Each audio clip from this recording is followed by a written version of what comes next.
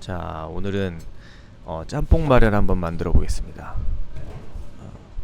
양파를 좀 많이 썰 것 같은데, 자, 여기서 한 가지 꿀팁을 하나 드릴게요. 그 양파 썰 때 항상 눈이 맵거든요. 근데 이렇게 키친타월을 한 반으로 이렇게 접은 다음에 물을 살짝 묻혀요. 예, 그 다음에 도마 위에 위쪽에다 이렇게 놓으면은 저 물이, 저 키친타월이 양파의 그런 매운기를 다 흡수하더라고요. 예, 저도 유튜브에서 이제 보고 저렇게 한번 해봤는데 정말 효과가 좋습니다. 양파 써실 때 이제 더 이상 눈물을 안 흘려도 되세요. 그러니까 한번 꼭 저렇게 한번 따라해 보시고 편하게 양파를 써셨으면 좋겠습니다. 도움 되셨으면 구독, 좋아요 꼭 누르시는 거 잊지 말아주세요. 네. 자, 일단 짬뽕말을 만들기 전에 작업을, 그러니까 칼질을 할 때는 항상 이렇게 같은 공정을 쫙 하고 또 같은 공정을 쫙 하고 이렇게 하는 게 제일 빨라요. 그리고 칼질할 때는 한 번에 웬만하면 많은 양을 다 칼질하는 게 여러 번 칼질 안 해서 좋습니다. 그래서 일단은 양파를 무조건 반으로 잘라놔야 돼요. 근데 지금 제가 좀 이렇게 영상 찍을 거 생각하다가 좀 놓쳤는데, 지금 보시면은 양파의 위에 그 꼬다리 부분을 이렇게 돌려서 빼고 있는 걸 보실 수 있는데요. 그 저렇게 하는 이유는 양파의 꼬다리 부분을 이렇게 제거를 해야지만 양파를 슬라이스 했을 때 이제 깔끔하게 낱개로 하나하나씩 슬라이스가 잘 되거든요. 만약에 저 위에 부분을 꼬다리를 안 빼면, 그러면은 양파를 잘랐을 때 저 꼬다리 때문에 막 두 가닥, 세 가닥 이렇게 붙어서 잘려집니다. 그래서 반드시 제거를 해줘야 되는데, 보시면은 잘라야 되는 양파가 있고 안 잘라야 되는 게 있어요. 오른쪽 동그라미처럼 이렇게 생긴 부분만, 그렇게 오른쪽 동그라미에 있는 꼭지처럼 생긴 것만 제거해 주시면 됩니다. 그 왼쪽 동그라미처럼 이렇게 돼 있는 꼭지는 굳이 안 잘라도 돼요. 굳이 안 제거해도 됩니다. 생긴 게 보면 조금씩 다른데 계속 제가 이렇게 영상으로 좀 구별을 해 드릴게요, 나오면. 그래서 일단 지금은 계속 양파를 반으로 쪼개는 중입니다. 이렇게 해서 다 정렬을 깔끔하게 시켜준 다음에 한 번에 써는 게 훨씬 스피드가 빠르고 작업하기가 편합니다. 그리고 이렇게 사각 파트는 바로 이제 쓸어서 담을 수 있도록 저렇게 위치를 해주고요. 자, 이제 양파를 한번 썰어 보겠습니다. 뭐 다른 매장에서 하시는 분들도 아마 각자 사장님들의 방법이 있겠지만, 제가 하는 방법은 또 그분들과는 좀 다를 수가 있겠죠. 자, 양파를 이렇게 슬라이스 칠 때 조금 중요한 포인트가 한 몇 가지가 있어요. 칼질을 하실 때 양파가 이렇게 좀 원으로 되어 있거든요, 형태가. 그렇기 때문에 일자로만 칼이 들어가면 안 됩니다.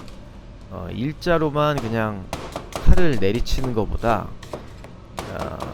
곡선이 있기 때문에, 잠깐만요. 지금 보면은 저 심을 제거 안 했기 때문에 저렇게 들러붙어요. 그래서 아까 미처 심을 자르지 못하는 부분이 지금 좀 엉겨 붙어 있죠. 저렇게 심을 제거 안 하면 저렇게 슬라이스 했을 때 여러 가닥이 뭉쳐 있게 되는 문제가 발생해요. 저건 또 이제 안 잘랐었죠. 꼭지를 꼭 그래서 제거를 해줘야 돼요. 잘. 그래야지만 네. 낱개로 슬라이스가 잘 쳐지고. 예. 지금 뭐 중간에 짜장면 한 그릇이요? 주문이 못 들어왔어서. 자, 다시 양파를 한번 썰어 볼게요. 자, 썰 때 보면 일자로 내리치는 것 같지만 일자로 내리치는 게 아니고요. 이렇게 곡선을 따라서 각을 약간씩 이렇게 둥글게 반원으로 이렇게 칼이 들어가고 있거든요.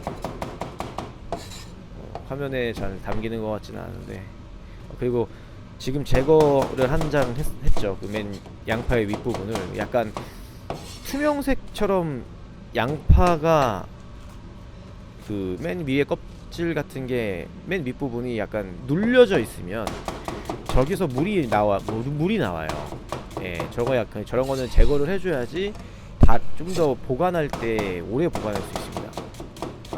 저렇게 좀 눌린 부분의 양파가 같이 짬뽕 마에 들어가서 있게 되면 거기서 물이 나와서 다른 양파도 쉽게 상하게 됩니다.